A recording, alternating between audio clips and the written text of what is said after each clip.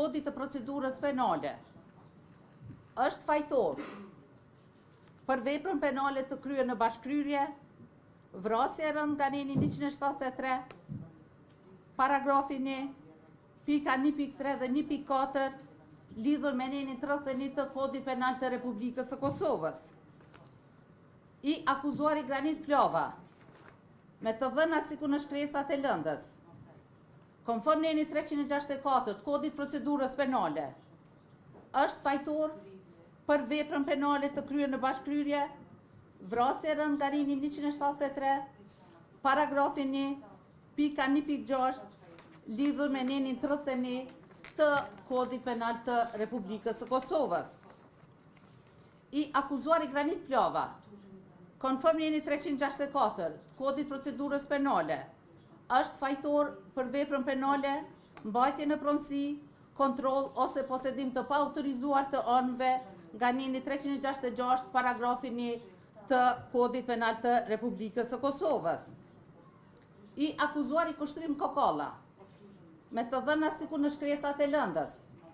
konform neni 364 të kodit procedurës penale, është fajtor për veprën penale, ndihmë në kryerjen e veprës penale, vrasje rënd nga neni 173, paragrafi 1, pika 1.3 dhe 1.4, lidhur me nenin 33 të kodit penal të Republikës së Kosovës. Për të akuzuarin Kushtrim Kokalla, konform neni 362, paragrafi 1, nën paragrafi 1.1 të kodit procedurës penale, për shkak se prokuroria e shtetit është tërheq nga akta akuza,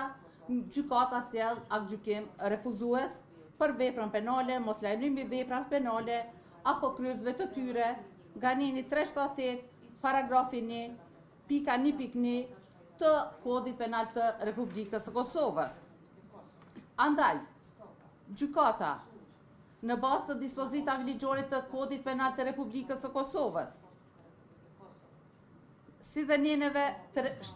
8, 360 dhe 364 të kodit procedurës penale, të akuzuarit i gjykon. Të akuzuari Naim Murseli dhe Granit Plova ju shqipton dënim me burgim përjetshëm, i cili dënim do të ekzekutohet 15 ditë pas plotfuqishmërisë së këtij aktgjykimi. Të akuzuarit Kushtrim Kokalla i shqiptohet dënim me burgim në kozgjati prej 30 vite, i cili dënim do të ekzekutohet 15 ditë pas plotfuqishmërisë së këtij aktgjykimi. Konform neni 79, paragrafi 1 të kodit penal të Republikës së Kosovës, në dënimin e shqiptuar të akuzuarve Naim Murseli, Granit Plova dhe Kushtrim Kokalla, do të llogaritet koha e kaluar në paraburgim nga data 1/12/2023 e tutje. Të akuzuarve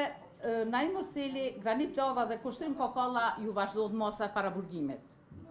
Detyrohen të akuzuarit që t'i paguajnë shpenzimet e procedurës penale sipas llogarisë përfundimtare të gjykatës, ku do të përfshihen edhe ekspertizat mjekoligjore të kërkuara nga mbrojtësit, po këtë do t'a bëjë gjykata në llogarinë e saj, si dhe secili veç e veç në emër të paushallit gjyqësor do të paguajë shumën prej nga 500 euro, si dhe në emër të kompenzimit të viktimave të krimit shumën prej nga 50 euro, të gjitha këto në afat prej 15 ditësh nga dita kur aktgjykimi të marrë formën e prerë në kërcënim të përmarimit të dhunshëm. Pala e dëmtuar për realizimin e kërkesës pasurore juridike udhëzohet në kontest juridiko-civil. Kundër këtij aktgjykimi, palët e pakënaqura